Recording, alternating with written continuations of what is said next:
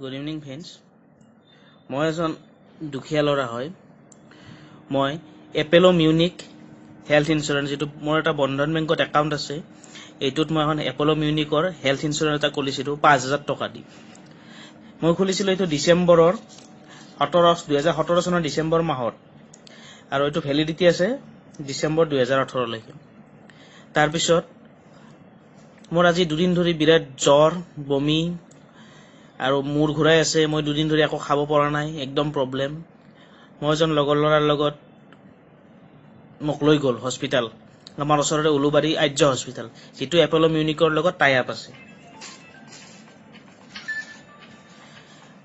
আৰু এই হস্পিটেলখনত যোৱাৰ পিছত মই তাতে বহিলোঁ ৰিচিপশ্যনত, মোৰ লগৰজন গ'ল। তাৰপিছত ক'লে এইবিলাক দেখুৱালে, এইখন হেল্থ ইঞ্চুৰেঞ্চ দেখুৱালে, তাৰপিছত এইখন কাৰ্ড, এপেলো মিউনিকৰ কাৰ্ড আছে, এই কাৰ্ডখন দেখুৱালে। তাৰপিছত এইবিলাক ইঞ্চুৰ কপি আছে, এপেলো মিউনিকৰ ইঞ্চুৰ কপি, এই গোটেইবিলাক কাগজ পত্ৰ তাত দেখুৱালে। কিন্তু তেওঁলোকে এই কাগজ পত্ৰ নাচায়। তেওঁলোকে কয় যে পইচা দিয়ক, ইয়াত 1,000 টকা জমা কৰক, ডক্তৰক দেখুৱাওক, তাৰপিছতহে আমি চাব পাৰিম। আৰু এইটোত যেতিয়া মই এইটো খুলিছিলোঁ, তেওঁলোকে কৈছিলে এখন কেছলেছ কাৰ্ড হয়, কোনো ধৰণৰ পইচা পাতি পে'মেণ্ট কৰিব নালাগে।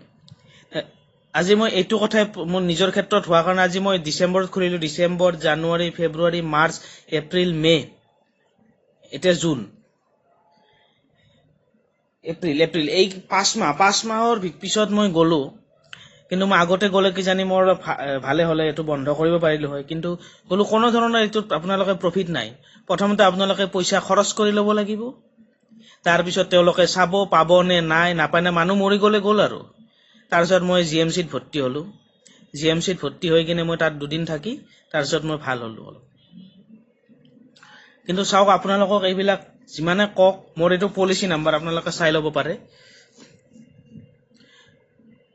এইটো কণ্টেক্ট নাম্বাৰ, তাৰপিছত এইখিনি ডিটেইলছ, পলিচি নাম্বাৰ 1500100125866/2017। এইটো পলিচি নাম্বাৰ, ইয়াতো আছে। এইবিলাক কিমান তেওঁলোকে লিখিছে, সঁচাই মিছাই চব লিখিছে। তাৰমানে এইবিলাক কৰি আপোনালোকৰ কোনো ধৰণৰ প্ৰফিট নাই। মই এবাৰ কৰিলোঁ, মোৰ 5,000 টকা বেকাৰ গ'ল, যিটো মই GMCত আকৌ মই খৰচ কৰিব লগা হয়, কাৰণ মই দুখীয়া ঘৰৰ ল'ৰা, মই তাত ভৰ্তি হ'ব নোৱাৰিলোঁ।